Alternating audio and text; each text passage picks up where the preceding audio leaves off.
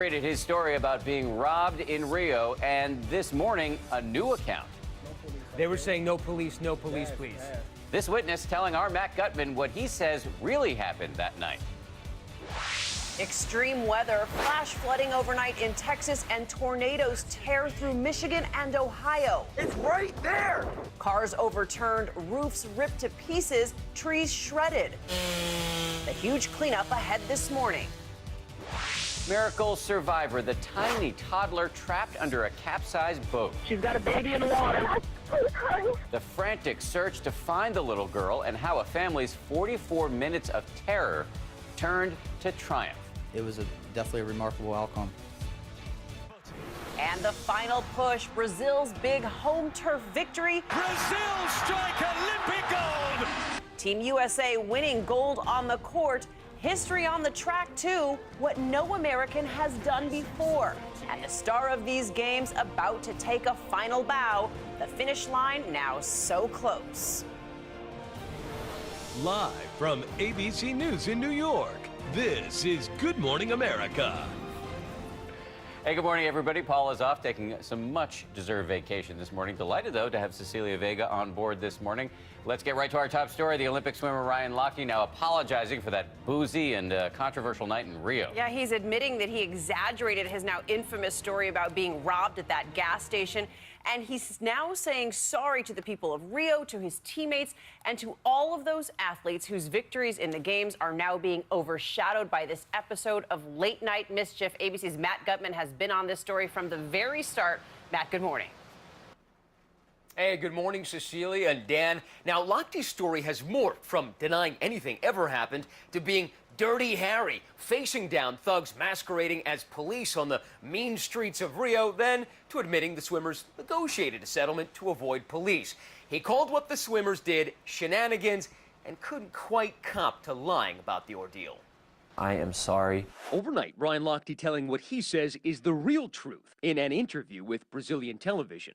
The 12-time medalist offering a long list of apologies. Brazil doesn't deserve that. It was my fault. Lochte says he is now taking full responsibility for the events that led to the confrontation seen in this now infamous gas station video, in which you can see him here pulling down that poster. Police immediately suspected the swimmers were lying. With Lochte back in the U.S., they hauled the other Olympic swimmers involved in for questioning. Lochte now says he wasn't entirely truthful. Hours after the incident last Sunday morning, he told NBC, He cocked it, put it to my forehead. now admitting he was still drunk during that interview. It was still hours after the incident happened. I was still intoxicated. I was still under that influence. I over-exaggerated that part, and the gun was drawn, but not at my forehead. It wasn't cocked at my forehead. It was towards my general direction, and as you can see in the surveillance, that's when my hands went up. And after days of silent solidarity and the release of that video, teammates Gunnar Bentz and Jack Conger issuing public apologies, their versions contradicting Lochte's initial tale. Bentz writing, "We foolishly relieved ourselves on the backside of the building behind some bushes." Conger writing that Lochte removed a poster from a nearby wall, which apparently alerted the gas station employees. For the rapid escalation that night, Bentz, the youngest member of the group, pinning the blame squarely on Lochte. Writing, "Ryan stood up and began to yell at the guards, after Jack and I both tugged at him in an attempt to get him to sit back down." In the video, you see this man, Fernando Deluge, a good Samaritan, using his limited English to translate and calm the tensions. When we caught up with Deluge on Saturday, he told me the swimmers were offering cash to keep the guards from calling police. No police, please, no police. They were saying no police, please. In police documents obtained by ABC News, Deluge testified it was Bentz who offered the money, asking him to explain they wanted to know the loss of value and to pay. Despite police and eyewitness testimony, Lochte seemed to hold on to his story that they were somehow extorted. Maybe that's also a bit of an over-exaggeration. While he now is unlikely to be prosecuted here in Rio, he acknowledged that he could lose endorsements and still faces possible suspension by the international and U.S. Olympic committees. Dan? Matt, thank you. I want to pick up on that point about the consequences for him. So let's bring in ESPN reporter Julie Foudy, who's also in Rio. Julie, good morning to you. So do you think this contrition mission where he's out there apologizing and dyeing his hair from blonde back to brown, is this going to stop the bleeding for Lochte? Can he salvage those endorsements and his reputation?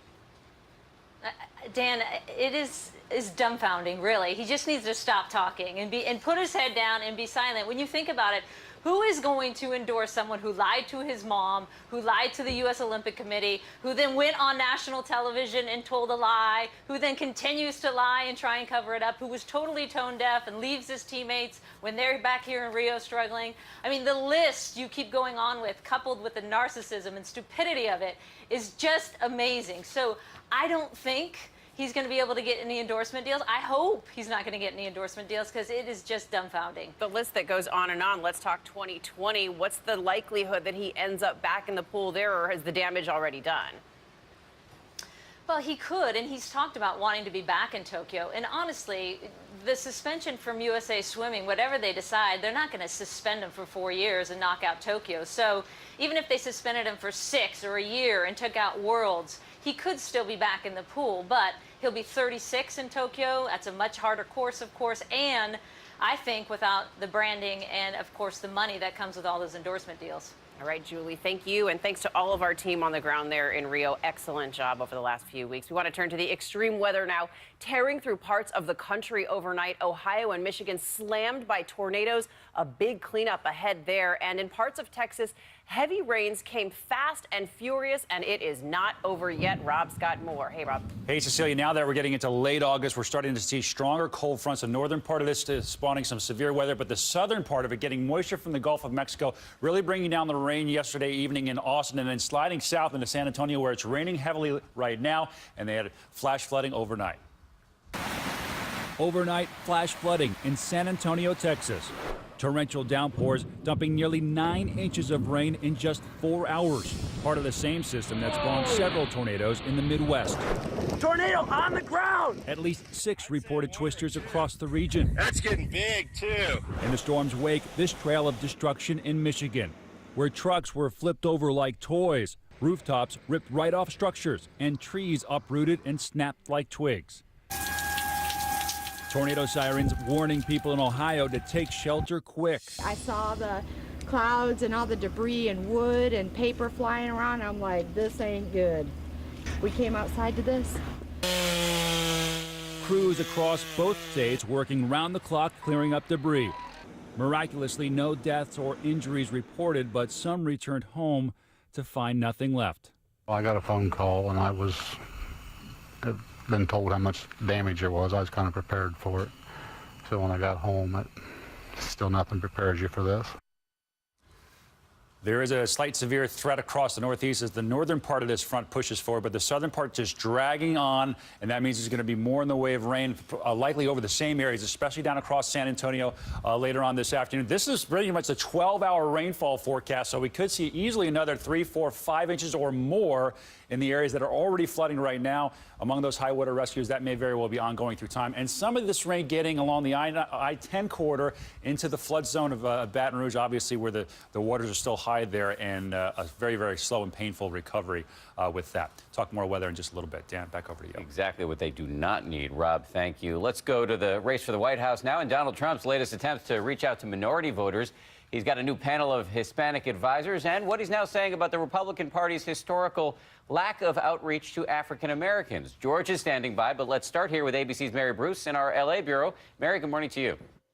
Good morning. Well, Dan, throughout this campaign, Trump has raised plenty of eyebrows for his comments about minorities. But this morning, he seems to be refining his message as he makes a new appeal for their support. I want a totally inclusive country, and I want an inclusive party. This morning, Donald Trump has a new pitch to minority voters and a new admission. The outreach to the African American community is in an area where the Republican Party must do better, and it will do better. Just days into the latest Trump reset, meeting with his new Hispanic Advisory Board. The weekend already marked by protests and outrage over this stark plea. What do you have to lose? You're living in poverty. Your schools are no good. You have no jobs. 58% of your youth is unemployed. The vast majority, more than 75% of us, are not living in poverty. We are employed. We are working hard Americans. In Virginia, some Trump supporters not ready to embrace his approach. I think it is kind of offensive to say something like that. I think that, yeah, he might have a tough pill to swallow. But it's not without support. We're among those that are listening and want to try something new. Hillary Clinton's just going to take us further down the road into despair. It's time to wake up. African Americans, wake up. Let's give the man a chance. And this morning, the latest fundraising numbers are in. Trump has picked up the pace, raising more than $36 million in July, but Clinton is still way ahead, pulling in $52 million last month. Dan and Cecilia. Mary, thank you. Let's bring in ABC News, as promised. ABC News chief anchor George Stephanopoulos. I'd like to keep delivering on your promise. You only promised George. You didn't say it. That's right. It could have been George Costanza. Let's get serious for a moment. Given that Trump's approval rating among African Americans is, last we checked, 2%. What are the odds that this outreach campaign that on which he's now embarked is going to work? I don't think that's really what this is about. I mean, he's, like you say, some polls have him at 2%, some have him at 0 with the African-American vote. He's not going to make a big dent in Hillary Clinton's huge lead among the African-American vote. But I think this is designed to tell the Republican Party and others that he's not biased against African Americans. He's not biased against minorities. Our recent poll shows that more than 60% of the public believes he is biased against African Americans, against other minorities, against women. And this is designed to show that he's not the Donald Trump they think he is, even if it doesn't get him a lot of African American votes. In recent days, we've seen a little bit of a tone shift for Donald Trump. Among the political experts with whom you have chats, is there a sense that this is durable? Can he really change? It's the big question. That's the question we're going to ask his new campaign manager, Kellyanne Conway, today, because he said in so many different occasions, you know, this week he finally said he regretted certain things in the campaign. Didn't say what they were exactly, but in previous instances in the campaign, he said he didn't regret what he said about the Khan family, what he said about John McCain, what he said about the New York Times reporter. The question is this a sign of a real shift for Donald Trump? Is he ready to reach out and attract a bigger base, not just the hardcore voters that supported him in the primaries? You're talking to the other side this morning, too, George, and I look at this front page of the Washington Post, the headline here, comfortable lead for Clinton. She starts refining an agenda. They're already looking ahead, not necessarily measuring the drapes in the White House yet, but certainly feeling confident giving these poll numbers. What's the danger in that, though? The big danger is complacency. You can't measure the drapes in the White House before you're elected. There's still more than 80 days left until the election. And, you know, you can even say, given how horrible Donald Trump's summer was, Hillary Clinton could even be doing better than she's doing right now. And some polls still show it's a 3 to 5 point race. So they can't take anything for granted. But I think what that article was talking about is Hillary Clinton trying to create some kind of mandate, if indeed she does win, by putting out her plans on immigration, on student loan forgiveness, on infrastructure and jobs. So it's not just a never Donald Trump campaign. People are actually voting for an actual Hillary Clinton agenda. George Stephanopoulos, not to be confused with any other George.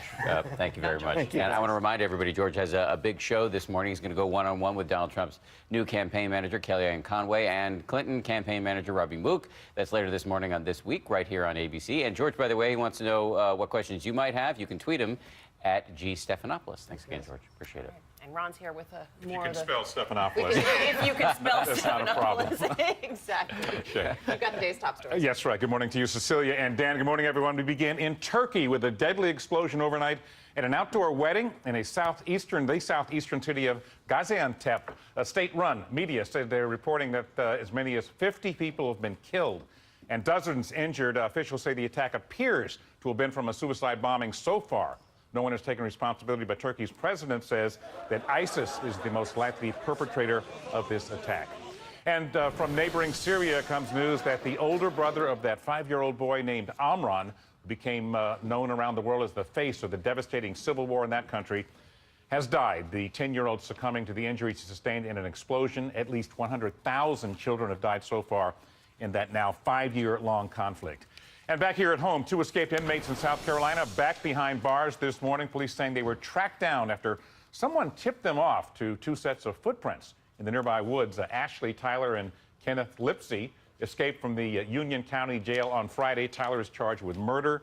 Lipsey was arrested on drug charges. They now face an extra 15 years in jail for attempted escape, if convicted. And the man behind some of the biggest boy bands of the 90s has passed away. Lou Pearlman died behind bars in Florida while serving a 25-year sentence for orchestrating a Ponzi scheme.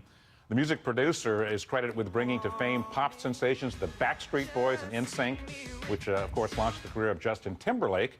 Pearlman was convicted of fraud in 2008. He was 62 years of age. And take a look at this video from inside a police cruiser in Jonesboro, Arkansas. The 19-year-old suspect there trying to get out of his handcuffs when the officer hits a pothole, crashing as the suspect, you'll see, goes flying out the door, almost as if he disappeared. Stranger. He took off on foot. He went out the door there. He was later caught. The officer involved who was driving that car was injured and taken to the hospital. And finally, what's being called a contender for the catch of the year in Anaheim Saturday. The Yankees took on the Angels. Check this out. The Angels, C.J. Cron at bat. He hits one deep to left field. Yankees left fielder Brett Gardner goes back streaking, leaping. Look at this. Into the stands, toppling as he goes there, making the catch. Would have been a two-run home run. The Bronx Bombers went on to win that game by a score Ron, you would be of amazing. 5-1. Was Yankees! impressed with that. Play-by-play? Yes. You'd be an amazing sports guy. Ron can barely hide his lack of objectivity when it comes to the Yankees. Wait. Is this why you couldn't put your Full papers disclosure. down during your Full reading? disclosure. Nobody looks better. So let me just say that may have been the catch of the year, but we, I think, executed the miss of the year yesterday because we did not point out, because he didn't tell us, that it was Ron Claiborne's birthday yesterday. Actually, I'm celebrating on the same date next year. Not this year. Gotcha. This like year, a leap it was birthday. suspended. Yeah, exactly. Suspended. Anyway, But happy thank birthday. you. We Thank you love very you. much. Weather now? Yes, let's move on to weather. We're horrible friends. Sorry about that, Ron. Rainfall across Long Island. You don't have to agree with me so wholeheartedly. We had some flash flooding across Suffolk County. 3-4 inches falling in like 2-3 hours, and quite honestly, this wasn't entirely in the forecast. A bit of an issue there across much of the northern coast of Long Island there on the east side. People have been getting out the sandbags, trying not to get the water into their homes. All right, this is all in advance of this front that's going to be making inroads to the northeast. The heat and humidity building up a little bit. Strong thunderstorms, I think, along I-95, say between 6 o'clock and 9 o'clock tonight. Some of those could have some damaging winds, but look at this cooler air behind us. I mean, we've got a spectacular day and then a morning lined up for you as we go through tomorrow across much of the Midwest. Meanwhile, the tropics are heating up. We have Tropical Storm Fiona and 2 waves that are coming off the African coastline. Fiona should continue to weaken and go into Bermuda, but we're watching the second wave, which looks a little bit more interesting in the way of getting into the Caribbean and potentially getting close to the U.S. by next week. That's a quick check on the national outlook. Here now is your local forecast. Well, we have an advancing cold front bringing in some heavier downpours for later today, looking at the hours of 1 to 7 for some heavier downpours and the potential for some gusty winds. So definitely keep that in mind. If you have any upcoming outdoor plans for today, might have to reschedule or move indoors. But coming up for the early half of the week, some nice welcome changes. Less humid air coming up on Monday with plenty of bright sunshine. Looking beautiful Tuesday and Wednesday, warming up later in the week. Much more coming up in about 10 minutes. Why do you look so surprised to be on camera? I forgot that. Who knew? I don't know, Ron. I got talking about the Yankees, and that's what happens. Well, we'll keep it on sports for you Thank because you. now we're going to head to the excitement at the Olympics. The U.S. women's basketball team is celebrating a record 6th straight Olympic gold medal. The win is one of many pushing the American medal count even higher with just hours of competition left. The U.S. has 43 gold medals and 116 total. We're going to head back to Matt Gutman in Rio for more. Good morning, Matt. Hey, good morning, Sarah. This has been an historic games for U.S. women. The women's gymnastics team absolutely destroying the competition. Allison Felix sprinting into history with that record 6th gold. And last night, the women's basketball team so dominant, it looked like they were playing a JV team. Overnight, another victory for U.S. women's basketball.